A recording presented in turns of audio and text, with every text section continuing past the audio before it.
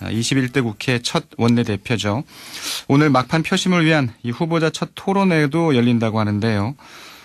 민주당의 의석수가 180석인데 이 가운데 초선 의원의 이 의석수가 68석.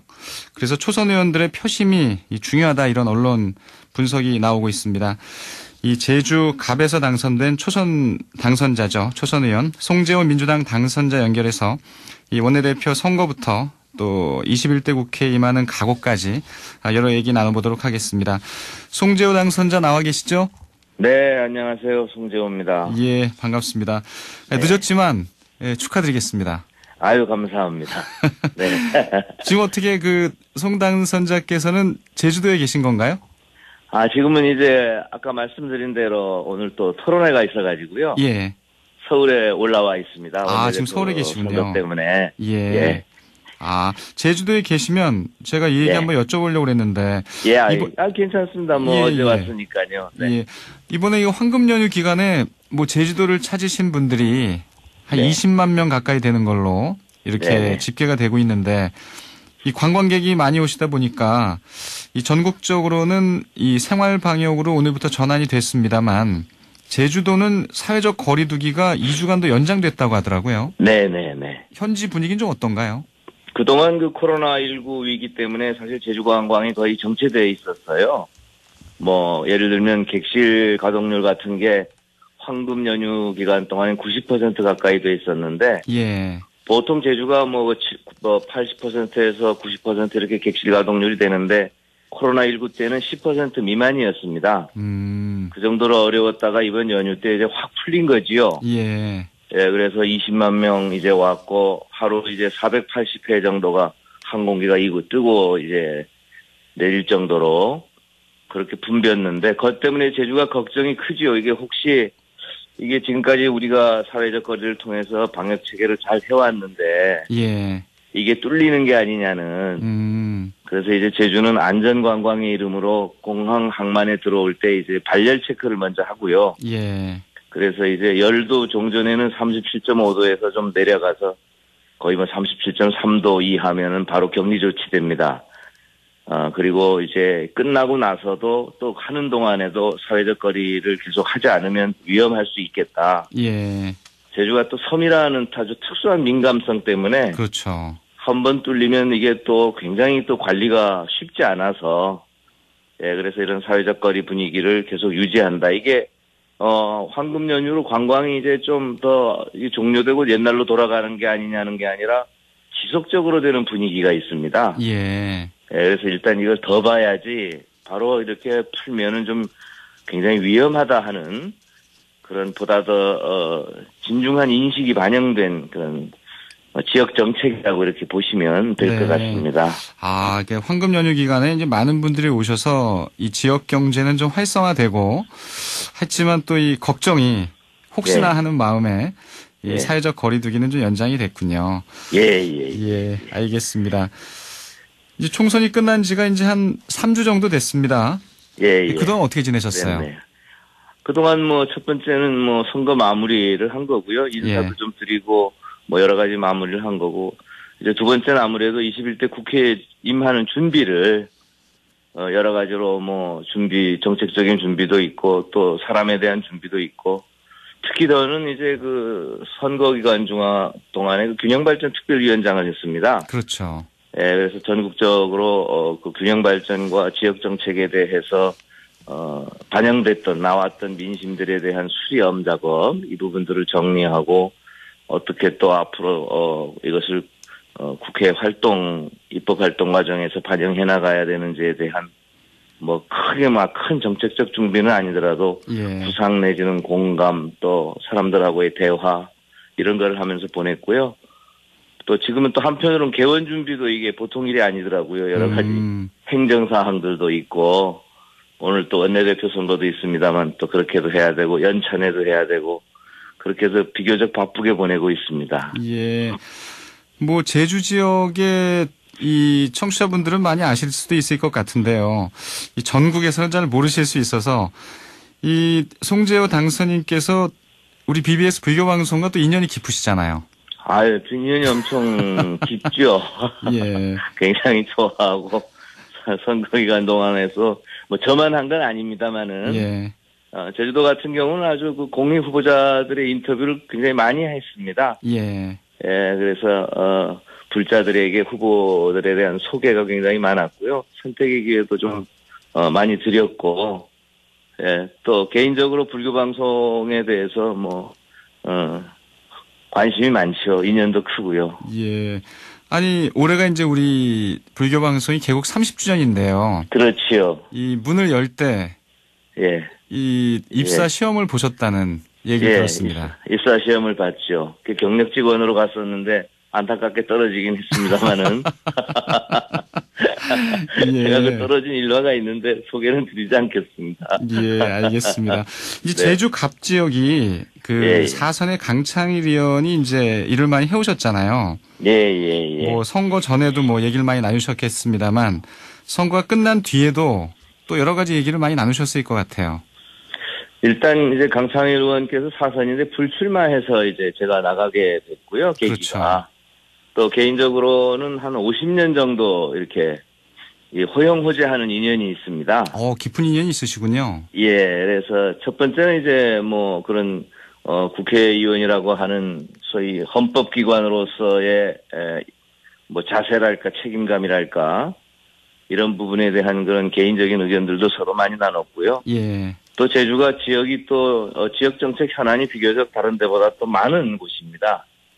그래서 특별자치라는 이름 또 4.3 뭐 이런 여러 가지 현안들이 있어서 현안에 대한 그동안의 추진 과정이나 앞으로 방향에 대한 또 교감도 많이 했고요. 예. 또 강창일 의원께서 또 아시는 분들은 아실지 모르겠습니다만 그 국회 그 불자 모임이 그 정각회인데요. 회장을 또 맡고 계시죠. 회장을 하시죠.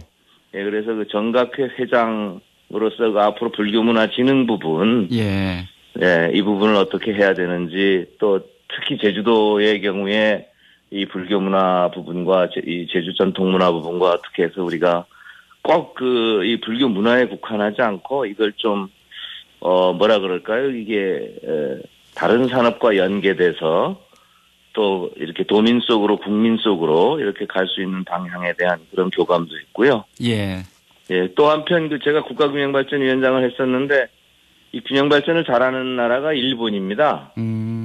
그래서 제가 균형발전위원장 할 때 일본하고 지금은 뭐 한일 관계가 그래가지고 좀 서먹해져 있지만 굉장히 그 정책 협력을 활발하게 했었는데 그걸 이제 강창일 의원께서 추선을 하셨어요. 아, 그렇군요. 예, 강창일 의원께서 그 한일 또 의원연맹 이 한국 측 회장이세요. 아, 맞습니다. 예. 예. 그래서 여러 가지 또 한일 관계에 대해서 또 풀어야 될 부분들 예, 이런 여러 가지에서 비교적 많이 배웠지요. 예. 이렇게 얘기만 들어도요. 네네. 뭐 제주 지역에서도 그런 얘기가 많이 있다고 하는데 이 송재호 당선자를 놓고 초선 같지 않은 초선이다. 뭐 이렇게 얘기를 하시는 분들이 많은 것 같습니다. 그렇진 않고요. 초선은 초선이지요. 예. 근데 국가균형발전위원장도 지내셨고요. 예. 또 뭐 고 노무현 전 대통령 또 문재인 대통령 다 친분을 갖고 있는 걸로 알고 있습니다. 당에서의 역할에 대한 기대도 좀 많을 것 같은데요. 이 국가균형발전위원회는 사실은 그 공공기관 이전 세종시 건설 등으로 우리에게는 그런 정책적 이름으로 알려져 있고요. 예. 그리고 아직도 모두 뭐 준비하다 지역에 계신 분들은 뭐 다 이제 그 느끼시다시피 미진한 부분, 아직도 추진해야 될 부분들이 굉장히 많이 있습니다. 네. 예, 세종시만 해도 행정도시로서 우리가 완성됐다고 보기 어렵고요. 또 특히 우리 서울에 사시는 우리 서울 시민들의 입장에선 서울의 집중 현상이 굉장히 높잖아요.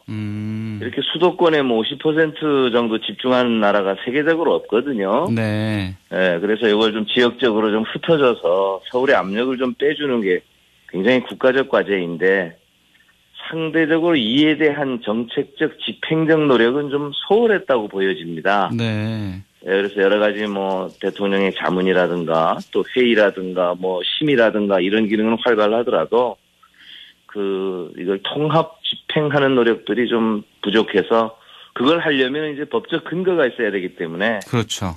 예, 이 국가균형발전의 제도화가 굉장히 중요하다. 또 다 그렇게 생각하시고 또 그런 부분들을 21대 국회에 굉장히 그 중요한 숙제여야 되지 않느냐. 일종의 다 함께 잘 사는 대한민국이죠. 좀 수도권 네. 인구도 분산하고 뭐 지방 소멸이라는 말까지 나오는데 지역이 소멸돼서야 되겠습니까? 네. 예, 그래서 그런 부분도 좀 방지하고 하는 노력들이 있어야 되는데 이게 어느 하나 상임위원회가거나 뭐 한두 개의 부처를 가지고 이게 될 문제가 아니거든요. 예. 예, 그래서 일종의 그 통합적 노력, 통합적 상임위 뭐 이런 부분들에 대한 준비가 아직까지는 좀 우리가 해본 경험이 좀 미진해서 이런 부분은 좀 활발하게 해보고자 하는 그런 뭐 대통령님의 생각도 그러시고 또 예. 민주당의 또 미래에 대한 21대 국회의 국정에 대한 인식도 그렇고 그런 부분에 대한 뒷받침을 좀 뭐 하라는 그런 의미로 제가 진중하게 받아들이고 있습니다. 예. 뭐 개인적으로 이 국회 상임위원회를 좀 희망하시는 상임위원회가 있나요? 굳이 뭐 이렇게 해야 된다 이렇게 딱 정하기가 어려운 게요. 예. 지역을 생각하면 4.3 특별법이나 특별자치 같은 게 굉장히 중요한 현안이 돼서 행안위를 가야 되겠다는 생각이 이제 들게 되고요. 예. 행정안전위원회. 그렇죠. 예. 그리고 이제 국가균형 발전을 생각하게 되면 이제 그 간사부처가 산자부거든요. 예. 아무래도 이제 균형 발전이 일자리라든가 기업 활동하고 더 연관이 있다고 보니 이제 산자위 산업자원통상위원회를 또 가야 되지 않을까. 또 제 개인의 전공을 생각하면 제가 또 참여정부 때는 노무현 참여정부 때는 문화관광연구원장을 했습니다만 또 그런 또 제주도가 관광하고도 또 굉장히 또 깊고 한국의 그렇죠. 또 관광 활성화도 중요하고 하니 또 불교 문화 진흥이라든가 이런 거 생각하면 또 문화관광위원회가 좋지 않겠나요? 생각이 많습니다. 그런데 어떻게 국회의원은 상임위원회를 이렇게 두세 개 같이 할 수는 없나요? 저는 뭐 아직 초선에 잘 모르겠습니다. 없는 것으로 알고 있죠. 그렇군요. 예, 그러니까 여러 가지 뭐 통합적 연구 모임 같은 활동을 할 수 있겠지만 예. 상임위 하나에 집중해서 해야 되기 때문에 예. 이제 뭐 내일 뽑히는 예. 이제 신임 원내대표가 뭐 그런 부분들을 잘 판단할 것 같은데요.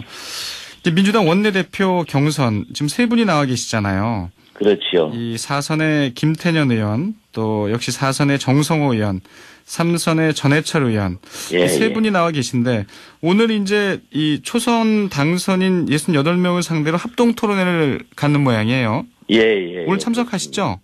그러면 참석해야죠. 좀 어떤 면에 이 합동 토론회에 좀 주안점을 맞추고 싶으세요? 제가 이제 국가균형발전위원장을 할 때도 그 세 분을 제가 다 알고 있었고요. 예. 그동안 문재인 정부 때 이렇게 보시면 세 분 다 아주 나무랄 데 없이 훌륭하신 분들입니다, 사실은. 그래서 아마 저 개인도 그렇고 모두 참 선택이 쉽지 않을 것 같다. 그런 생각을 제가 일단 그걸 이제 그런 생각들이 있고요. 예. 또 이렇게 생각하면 이분 같고 저렇게 생각하면 저분 같고 이런 거지요. 그러나 다만 이제 21대 국회에 대한 국민들의 요구가 진중하다고 보기 때문에. 네. 예, 저는 무엇보다도 좀 국민의 삶을 진정성 있게 좀 고민하고 반영하는 모습.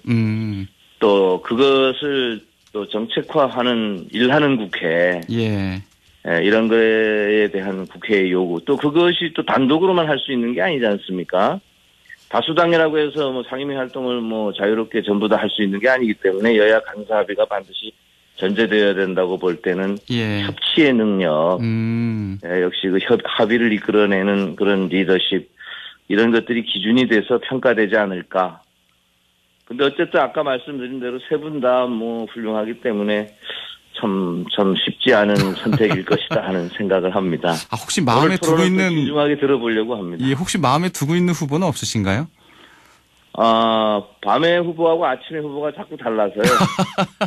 제가 오늘 토론회를 좀 보고 예. 더 깊게 예. 하고 또 뭐 좀 친한 동료 의원분이나 선배 의원분들과도 좀 의논도 드리고 예. 예, 그렇게 해볼 생각을 가지고 있습니다. 역시 뭔가 좀 마음에 생각하고 있는 후보는 있지만 이 합동 토론회를 좀 들어봐야 되겠다 이런 생각을 갖고 계신 거네요. 예, 오늘 합동 토론회 굉장히 중요할 것 같습니다. 예, 몇 시에 하나요? 네. 오늘 이제 10시부터 저희들 합니다. 2시간 동안. 예. 예, 그래서 세 분이 이제 일종의 비전과 정견. 네. 또 그동안의 활동에 대한 소위, 평가. 이런 부분들을 종합적으로 이제 말씀하는 자리가 될 것 같고요. 종전 같으면은 이제 무슨 개파 정치 이래가지고 뭐 이렇게 해라 저렇게 해라 또는 이렇게 해달라는 게 있었는데 요즘 그런 게 없는 것 같아요. 저한테도 뭐 일절 그런 게 없는 거 보면. 네. 예, 그래서 후보 개인별 노력입니다. 그래서 일종의 자유 경쟁인 셈이지요. 예. 예, 그래서 초선 의원들께서 이제 68분이나 되시니 아마 그게 굉장히 원내대표의 당락을 가르는 굉장히 영향력 있는 변수가 되리라고 보고요. 예. 그런 의미에서 또 오늘 토론회가 갖는 의미가 굉장히 크다. 예. 그렇게 생각합니다. 예. 근데 이제 언론에서는 그래도 이제 또 이렇게 분석하는 걸 좋아하잖아요. 그러다 보니까 이 친문 후보 두 분, 김태년 후보 또 전해철 후보, 그리고 이 비문 후보 한 분, 정성호 후보. 그래서 이 친문 후보의 표가 좀 갈리게 되지 않을까 뭐 이런 또 전망도 하던데. 이 송재호 당선자께서는 좀 어떻게 보세요? 저도 이제 뭐 친문이지요. 아주 대통령 직속위원장을 했으니 친문 중에 친문인데. 예. 저는 이제 전부 이제 거의 친문이라고 생각합니다. 이제 모든 후보가? 예. 우리 또 의원들도 그렇고 후보들도 그렇고 친문 비문의 개념이 좀 많이 좀 전혀 없다 이러긴 그렇겠지만. 예. 뭐 의미 있을 정도로 있지 않다. 상당히 희석이 돼 있기 때문에. 네. 그래서 친문이냐 아니냐를 가지고 평가를 하거나 변수로 삼기에는 좀 부적합하다고 보고요. 예. 예, 그래서 전부 문재인 정부의 성공을 위해서 우리가 이걸 좀 해야 되겠다 하는 부분의 생각은 다 갖다 보고 다만 성공의 방식 또 성공을 시키는 데까지 어디까지에 갈 것이냐 하는 그런 로드맵의 일정 이런 부분들이 중요한 사실 변수가 될 것 같아요. 네. 예. 근데 이제 세 분을 딱 보니까 이 김태년 후보는 이제 성남에서 당선되셨고, 또 전해철 후보는 이제 안산에서 당선되셨고, 정성호 후보는 이제 경기도 양주에서 당선되셨어요. 이런 게 아무래도 좀 이 수도권의 영향을 좀 많이 받는다 이렇게 볼 수 있을까요? 글쎄, 그럼 영향이 없다고 할 수는 없겠지만요.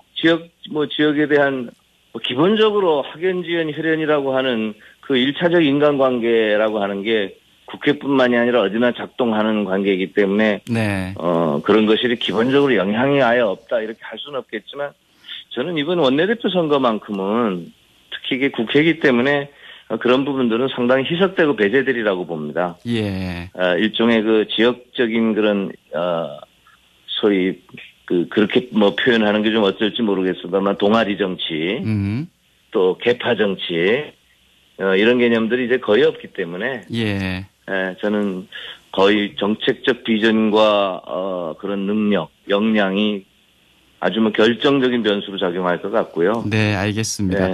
오늘 합동 토론도 잘 들으시고 잘 뽑으시기 바랍니다. 오늘 말씀 잘 들었습니다. 감사합니다. 지금까지 송재호 민주당 당선자였습니다.